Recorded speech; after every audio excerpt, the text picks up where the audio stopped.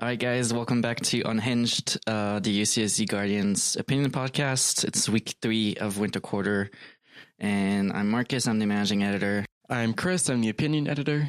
And boy, do we have a packed schedule today. A packed schedule. We have 3 articles, a main, secondary column that yours truly wrote, and He wrote all of them, every single one.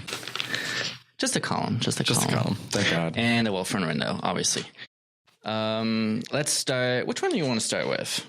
Let's start with yours. Let's kick it off with something. Yeah, start off good. Get it going. So my challenge was how to write a column about state IDs without mentioning either Trump or voter ID laws, which were my strict guidelines going into the week. God. You did keep with them. That was good. It wasn't easy. Well, yeah, I know. I felt like it would flow so much better if I could just like sprinkle like a little anecdote in the middle. Oh no. Like, by the way. Oh please, you're killing me. Okay, so something that I've noticed since I've gotten here is that a lot of people around me, especially in college, either do not have a valid like ID or only depend on their driver's license to get around, which is enough because to like travel within the 50 states of the United States.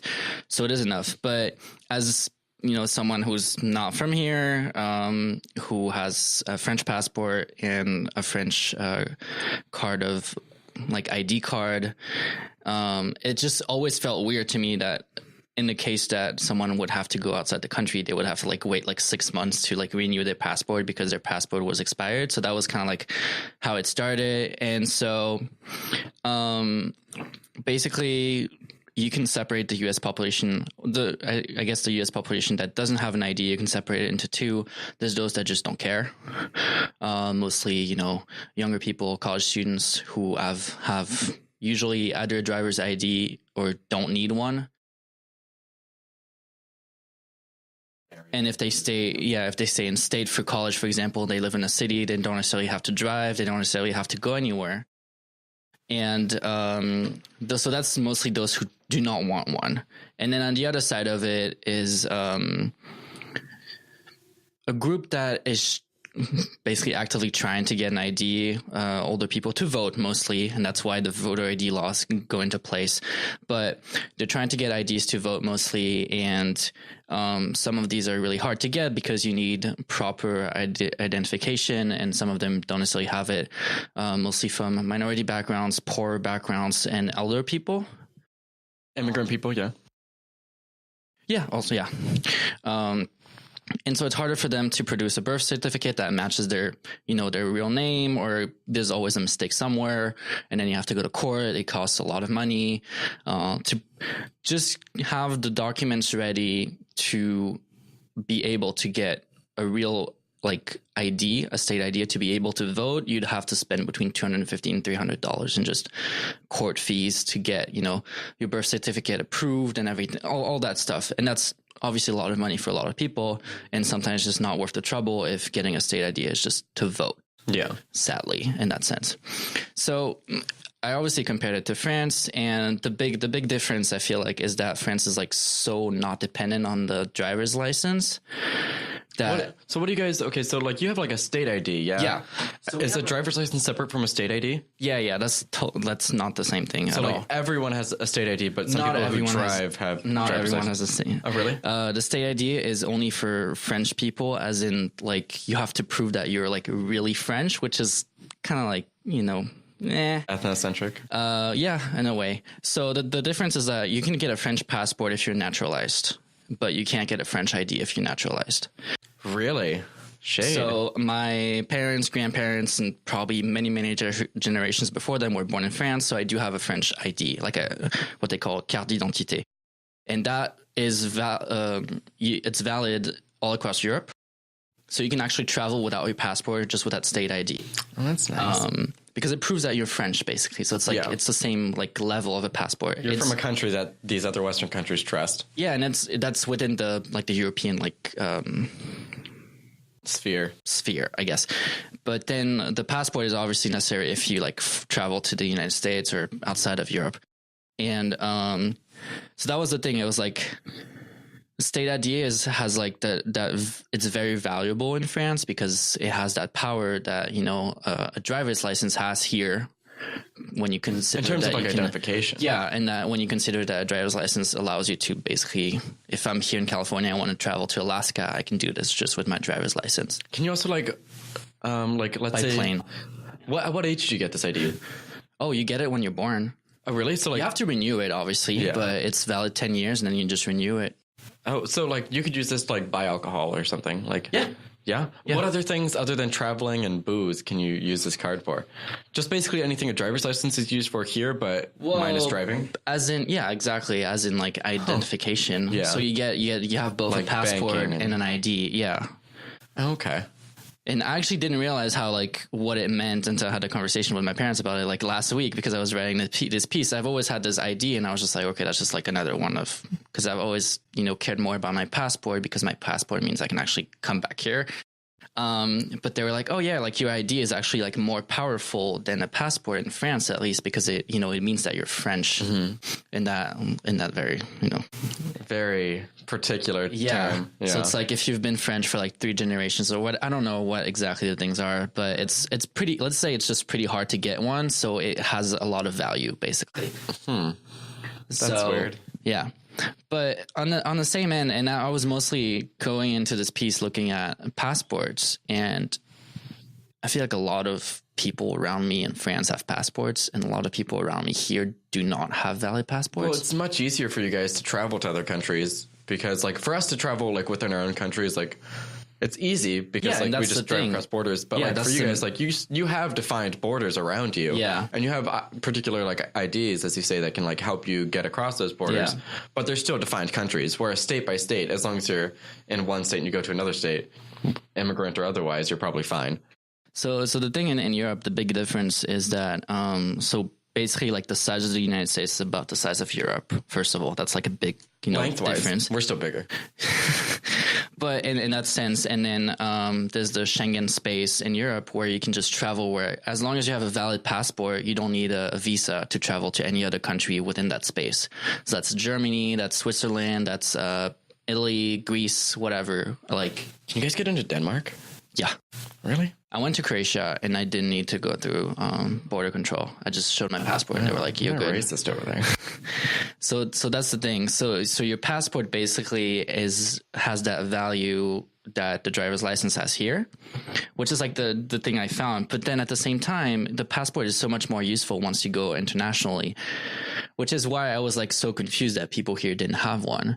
But then you realize that whatever my passport does for me when I'm in France and, you know, traveling around Europe, the same like driver's license does here. So it's like suddenly it's not necessary for people to have a valid passport because they don't necessarily, you know, not everybody goes like to Canada or Mexico, and then suddenly it's like, you know, going further than that is like even less people. I think I searched that up, like 9% of Americans travel abroad outside the United States, and it's like it's probably much higher in other countries. What? Yeah. Because, I mean, we have, like, a lot of land, obviously. So, like, people from, like, the center of the United States have a long way to go before they can do this. And if you're from, like, a particular economic background where you can't, like, fly and stay in hotels easily. No point. Yeah. There's no point because, like, it's just not really economically feasible to, like, vacation in another country. Whereas, like, you guys can maybe take, like, a train to England and that's, like... Exactly, yeah. But that's, I thought, I mean, that's kind of what my column was about, is like looking at one issue and seeing how it's like looked at differently in two countries. And that's definitely one of the things where it's just like, I didn't know much going into it. Like when I started writing it, I was like, oh, why does everybody around me not have a passport? And I was just like, ugh, they're like stupid for not having a passport. But then you're like, yeah, like 8% of the American population goes abroad. Yeah, like 92% of Americans don't need a passport, basically. Yeah. Because the country is so big, and like taking a vacation in Chicago for us is basically the same as going to like... You going to London is the same as us going to like and it's just Atlanta. within the same country. And so that was, I think, like the major like thing that I found out. And I was just like, oh, like that's an interesting way of seeing things. It's like... the passport has become for me, it's such a like an integral part of my life. Also because I often go back to France and I do the SF or San Diego back to Paris a lot of times, and it's like you always need your passport. And the passport is the first thing you pack because you're like, without it, I can't go back into the country. And it's like, I always worry about it, but it's like people here just don't in that sense. What do you know? What like proportion of people in France or in Europe have passports? I don't know the exact proportion because I couldn't find it. Like when you type up like, why don't Americans have ID cards? You find like 15 pages of Google research. And then when you type France, suddenly it just goes back to why do Americans not have passports? Why don't you go to French Google? Would they not? Oh, I did. Okay. I just couldn't find it. There was, I think, 45 million passports in circulation in France, which is about 75% of the population. Oh, wow. I'd have to check those numbers. I'm really not sure, but I that popped up at some point. So I was like, that's much more than people who actually need it here.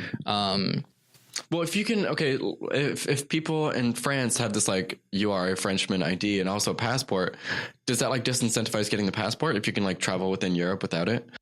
Well, it depends on what you're using for. You can't go. The problem I find with the passport is it takes so long to like renew it. It's like if you don't hold it, like it's better to just have it on hand if you need it in case of an emergency. And there's like a lot of laws, and I don't know exactly which countries are allowed to go into with an ID, but like I know that a lot of like French people will do the France to England travel, and I'm assuming that with Brexit, it will become harder to get into England without a passport. So those are like kind of some of the things you have to consider. They're gonna buff that shit up. Yeah, but you're French. You're not brown. You're fine. But so that's definitely the thing. I mean, other than that, I kind of came into it being like, we're doing it right and you guys are doing it wrong. And I came out of it being like, we're all have our like own priorities. Do you think it's worth it for Americans to get a passport then?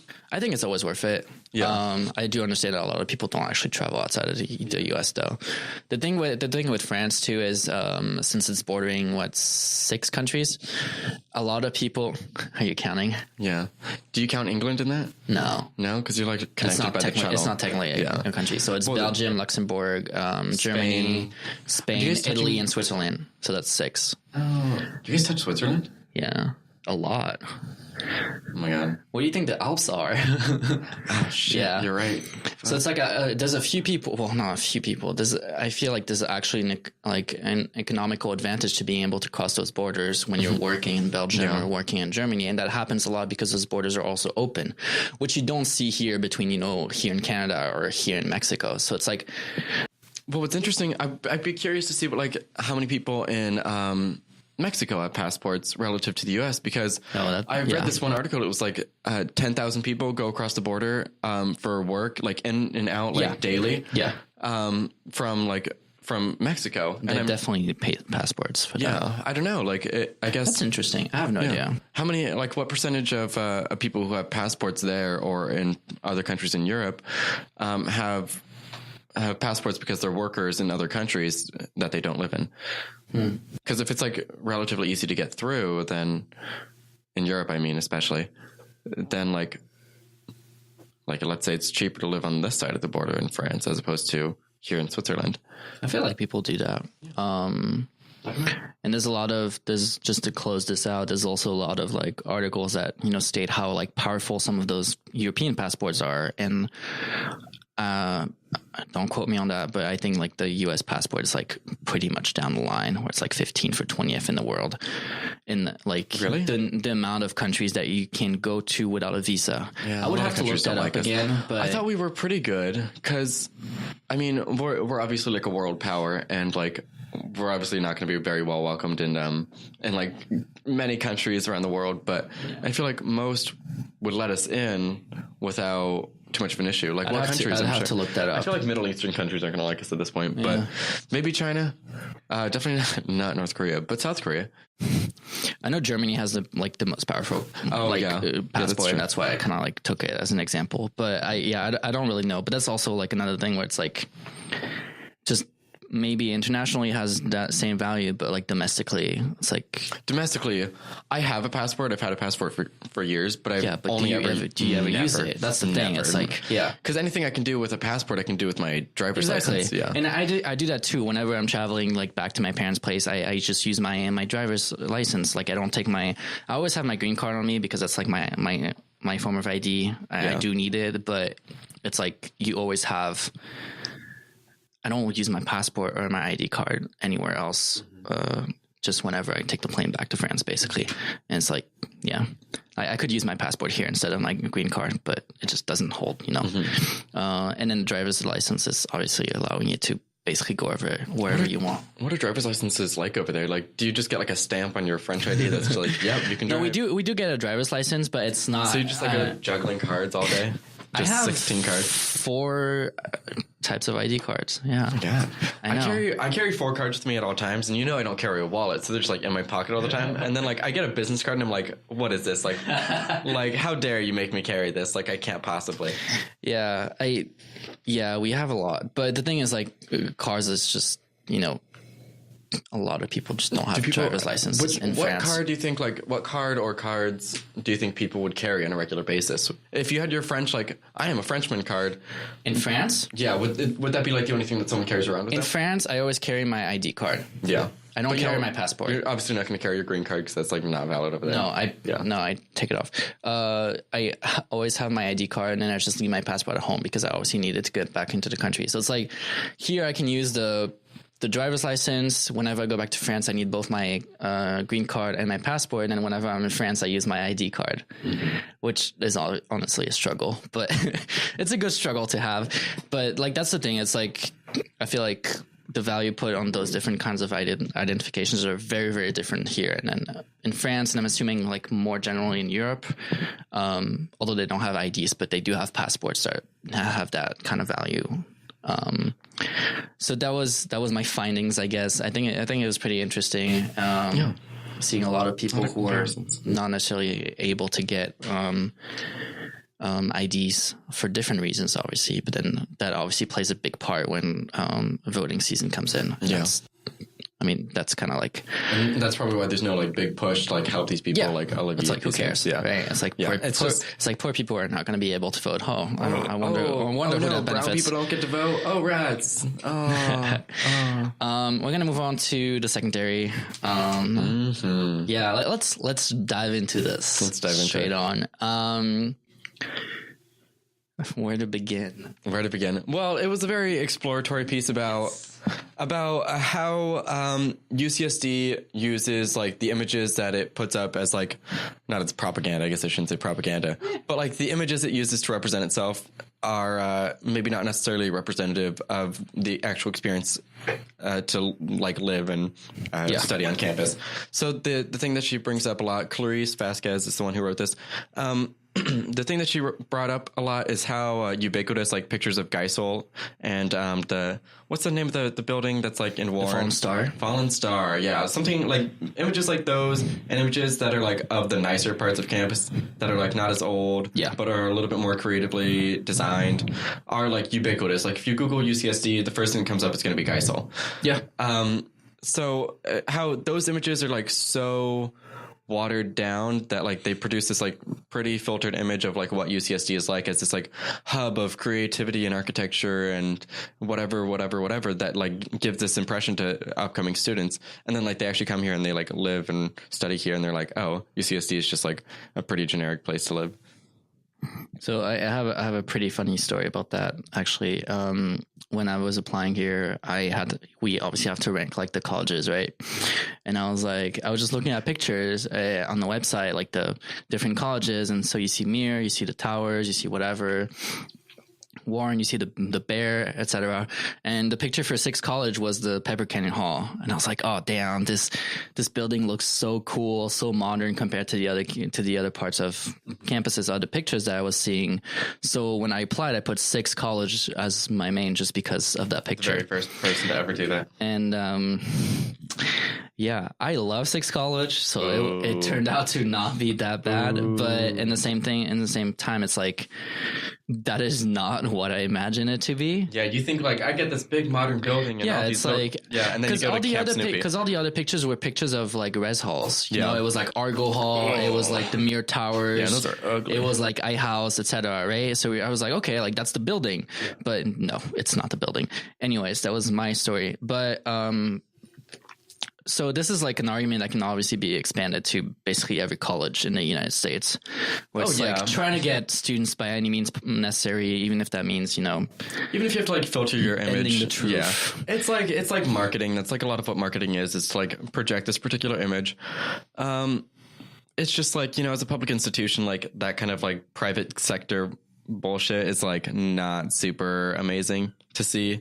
I feel like if you're gonna like try and be like this like prestigious university, like the appearance of your college should not be like a highlight of your appeal here. Mm-hmm. So like what she was talking about was that like you just put up some of the shittier areas of campus as well. Do like a 360 view of parts of campus. Maybe it's not as pretty as Geisel and Marshall, but like people want to know where they're going to live. Like they want to know like what it's like to live on this campus, what it's like to study here, where you're going to be spending a lot of your time. It's not always going to be Geisel and roaming around the Fallen Star building. Like for some people it's Geisel. Yeah, but they're nerds. They don't matter. But yeah, so it's just, you know, give everyone the full picture. Do like a full virtual campus tour type of shtick. Yeah, and it's very I don't know if it's confusing, but one of the point that she mentions is like pictures of the loft, like events at the loft or sports events, and you have like everybody just like, you know, like very happy, very spirited, everything, and you have that like once a year. Ooh. And that's fine. You have that once a year if you're lucky. Yeah, I mean, yeah, Spirit Night.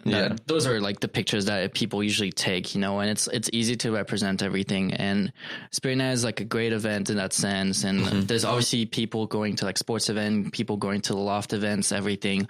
But it's like using that picture just doesn't like give it justice in that sense. And it's, I mean, again, it's like false advertising. And it's just like, if you don't visit campus, you don't really get a chance to, you know, make up your own mind about it. And then it's like, I didn't visit campus until Triton Day. Yeah. Like I didn't visit campus before applying here because there's like, I applied to like 5 UCs. I'm a Cali student. I don't know which one I'm going to get into. Yeah. No one applies to, no one like visits all UCs before applying. Like that kind of. It's like a lot of driving for nothing. Like you might not even get in. Like, and it's like money and everything. And it's like once you get here, like I like the campus, so it wasn't a problem for me. I was I got here and I was like, okay, like I'm confident in my choice. But like, if I'm making my choice solely on those pictures, it's like, how many times did I actually go to the beach? I know some people do, and that's totally fine. But it's like they're trying to sell me the beach and like this, like the best surf spot in the United States. It's like I don't care. Okay, sure. Yeah, and that's what I spent my time in York and Mayor Hall. Like that's, you know, they don't show pictures of those on the website. Yeah, that's what I thought was like really silly about like the way that UCSD projects its image online is like this like fun, lively, like type of hub type of environment, like super metropolitan and modern. Yeah, and that's like not necessarily what it is. We're a STEM school on a cliff. Yeah, we're a STEM school on a cliff. Yeah, we have the things that appeal people about being on this campus are not like the social aspects or the spirit aspects. No, that's totally fine. Yeah, and like it just seems so weird to try to like branch out to this like spirit going bunch when like your entire history of this like institution is centered around the academics and the research. Like like it doesn't make sense to appeal to like someone who wants this one particular niche of college life that they're not going to get here. So I just thought it was really silly that they would project this particular image of like spirited college, like stereotypical college life that they're not going to get here. Like it's bad for everyone because you get people who are like not really invested in your campus because the things that they thought they were going to get here are not here. And then you get a university from their standpoint who's like, okay, cool. I have all these people who are just here to party. Like, fuck that. It's like, it just feels like UCSD has like not quite yet reached that transition phase between, you know, being obviously a very like prestigious academic school to a more like more rounded. And obviously, you know, a lot of people are saying like moving to D1 will like make that better and stuff like that. But you see the branding of UCSD and you're like, okay, this is kind of like UCLA. It's like in the middle of the city. There's a lot of stuff going on, everything. And then you like, it's totally not the same thing. Yeah, they're definitely trying to be the San Diego equivalent of UCLA. Yeah. Which is weird because that's like not the environment here. Like, we're not in Brentwood. Like, yeah, they're trying to be like a Berkeley. They're trying to be a UCLA, and it's good to move towards that like global, like widely public atmosphere in terms of like the success of your college. Like that's going to help. But like if that's not the environment that's here, then there's no point in advertising it like that. And it just seems silly to move away from like what's not broken. Yeah, and when it comes to us, obviously, like for us, especially like at the Guardian, where we're like, you know, located in the Old Student Center, for example, and the Old Student Center has been here for like 50 years, and it's like you kind of feel like those parts of campus are just not highlighted, not put forward. Where it's like whenever they have campus tours, they're like, oh yeah, this is the Old Student Center. They just go by. Well, they love to advertise the co-ops and the Guardian office and the resource centers, but then they're like, they don't give a singular shit about here. That's kind of the thing. It's like part of like a big part of the community here at UCSD is those little like, I guess, micro communities that you have at the Old Student Center, all the orgs that are around Price Center, all the orgs that are more like towards ERC, the International I.D.s and all this. And it's like, those are not put in value because UCSD is trying to sell itself as this big, like one take all university. That's like, it's like instead of celebrating, you know, we have 6 colleges, we have all these different like communities that are like full of life in a sense, where it's like that's just who we are, you know. Che Cafe, obviously there's complicated history there, but that's the spirit that you're looking for. And then UCSD is like, we're this institution, and you're like, once you get here, you're like, there's 10 different things that can go. Like you can be a part of 10 different things. And it's like, and then not a part of the campus. Yeah, exactly. Yeah. And that's totally fine. It's like you're one or the other, but you can't be a campus that is based on those different communities and then sell yourself as a campus that is just a one big like thing. Yeah, I guess what like the big hypocrisy of trying to advertise as like this like metropolitan bubble of a university is that they've had like a history of actively kicking the shit out of any campus culture that exists. Like they hate the co-ops, they don't like us. They just remove any type of like meeting place. They keep everything so small and cramped that it's just not possible to like have like public assemblies just because they don't want like the stress of having to deal with students assembling. I just heard that they were gonna like cancel dance classes, and like the only dance classes that are gonna be offered are ballet classes instead of like all the different like cultural classes that are being offered. And it's like that's another topic, but it's also like, you know, like just embrace that diversity. You have like an opportunity to, you know, not be like UCLA or Berkeley where it's just like one big thing and you're like, oh, I'm a Berkeley student. And it's just like, okay, you're that person. You're from Berkeley, or you're that UCLA student or UCSB and you're like that person. It's like, I feel like one of the advantages of UCSD is that diversity that is just not put forward. And it's just like, we're both trying. I mean, you're part of the co-ops obviously, so a little bit more, but it's just like, just accept that we're like an integral part of the campus and just move forward with it. And they're just not doing that. Anything else? No. General theme is UCSD. It's not a cultural hub. Fake news, fake advertising. Fake news. Just like everybody else. We're just, you know, we're all fake news. Not the fake news part, but that UCSD fake advertising is just like every other college, and we're just, you know, taking UCSD because we obviously go here. Yeah. But yeah. I don't. Well, I go to SDSU. Okay. Is I supposed to be? Yeah. Why are you here? Are you even a STEM student?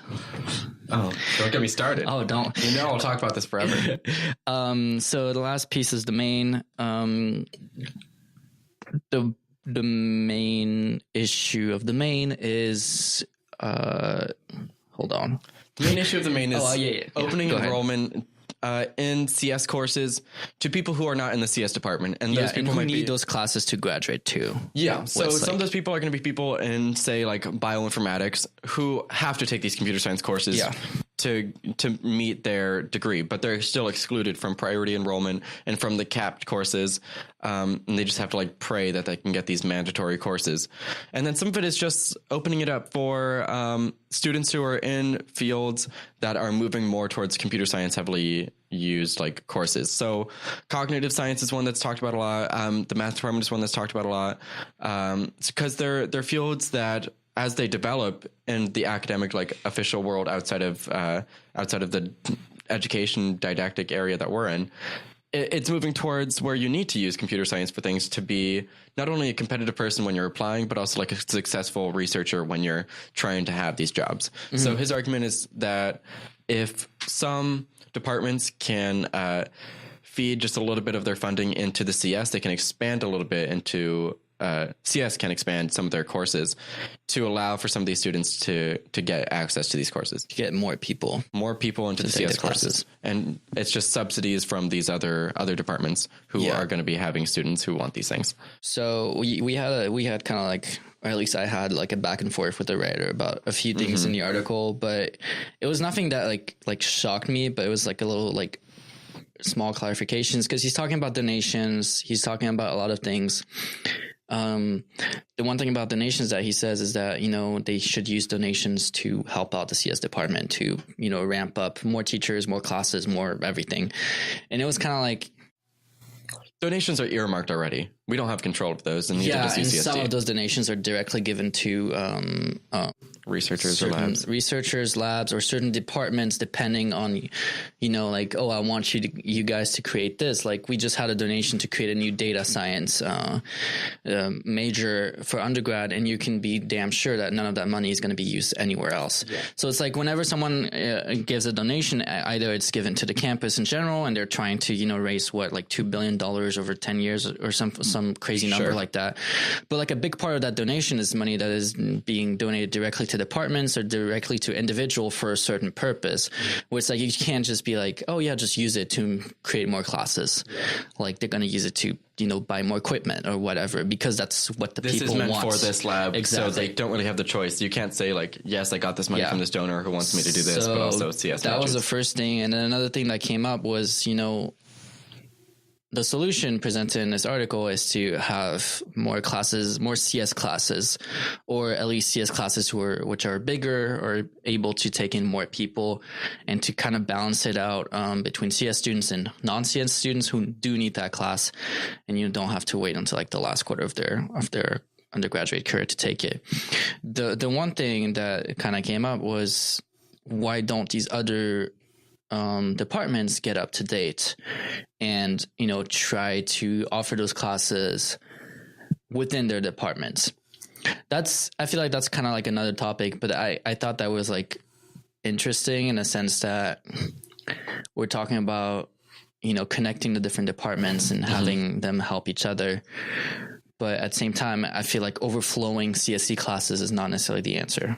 I don't know necessarily that you could have a lot of these computer science courses just within other departments, because it seems weird as an idea to, instead of making more classes for this course, like let's say some people from particular departments want to increase the amount of classes for CSE 11, which is like a pretty big introductory CSE course.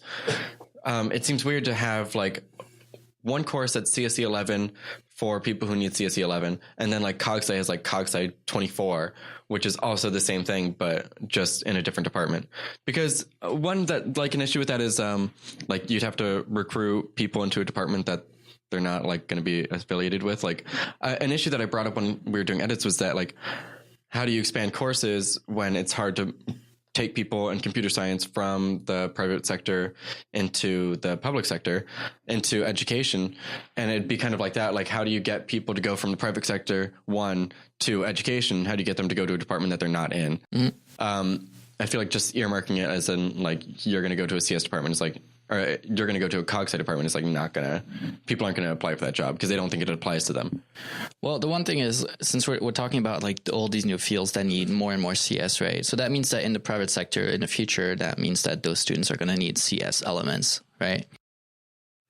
No, not necessarily. I mean, like in research, They're going to need those elements. Yeah. Oh, you mean research? Okay, yeah. That's it for private sector. Like CS is going to do what CS is going to do, and people who get into the private sector with CS are usually CS majors.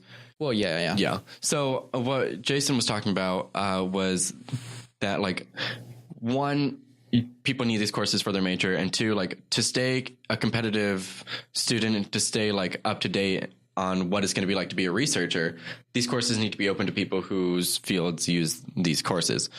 It's not within like the ideals of getting a higher education to get this degree that says like I am certified that I have a particular level of knowledge that enables me to practice CS research or CogSci research. And then you get out there and you're like, okay, well, now I need to find a contributor to do all of my data analysis, to do all of my stats, to do anything that involves like computer science, because I was not afforded that opportunity to do that myself in my higher education.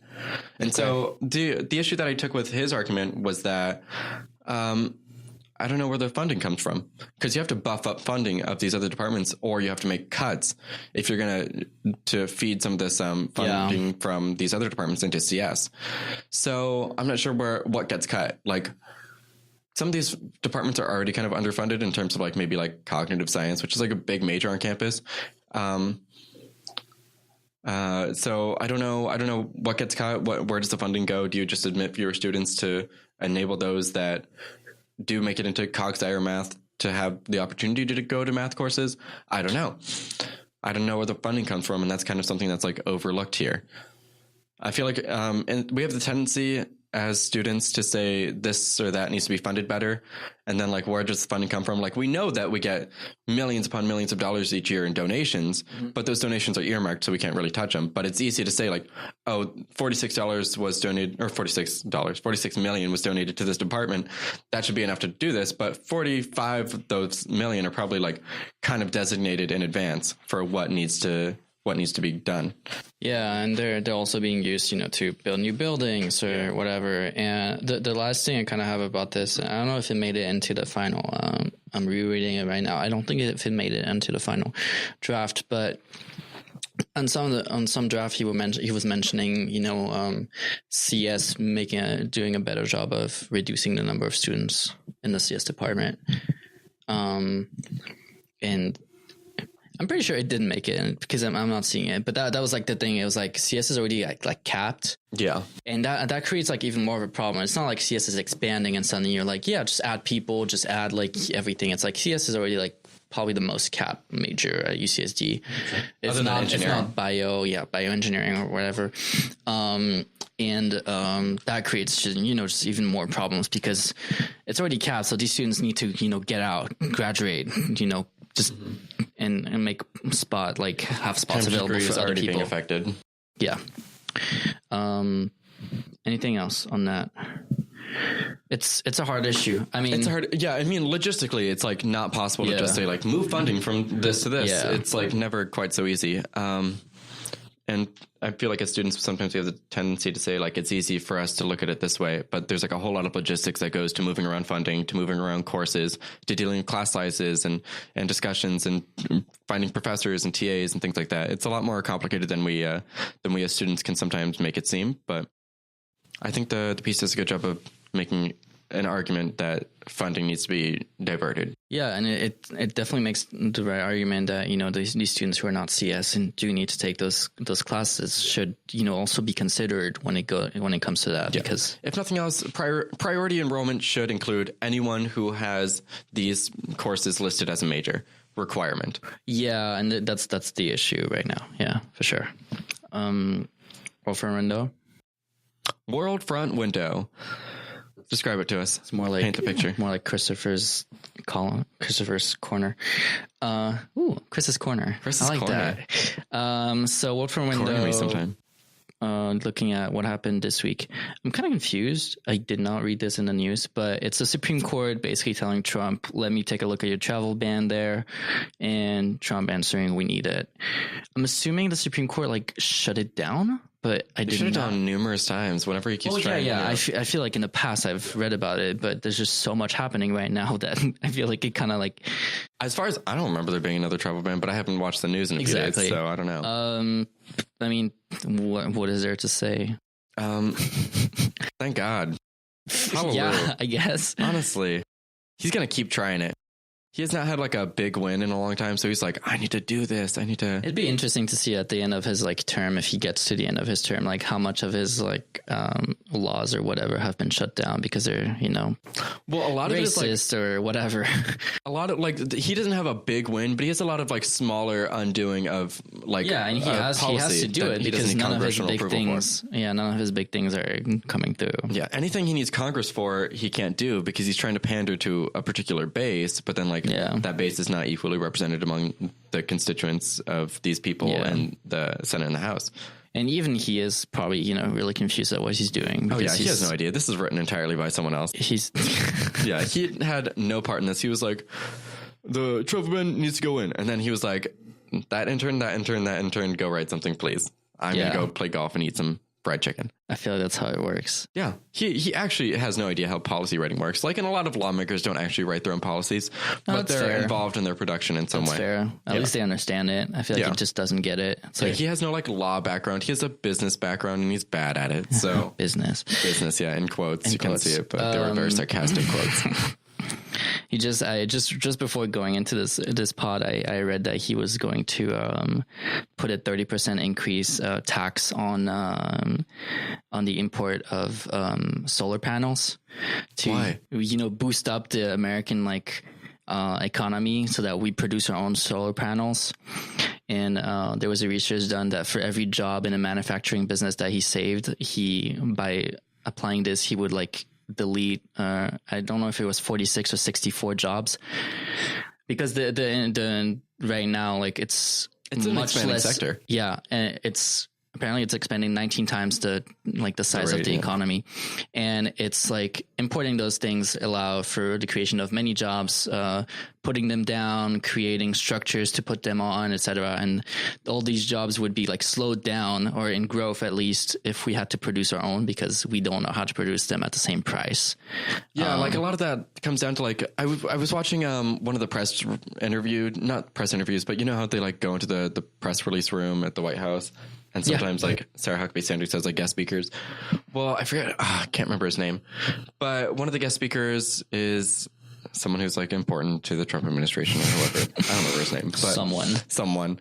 But one of the questions that was asked to him was, how does the president expect to square his idea of America first with trade negotiations with other countries? Because he's going to be debating how our trade will continue on in the future. Yeah. But he's constantly badgering on about how America first, our industry, as if these jobs are going to or whatever come back.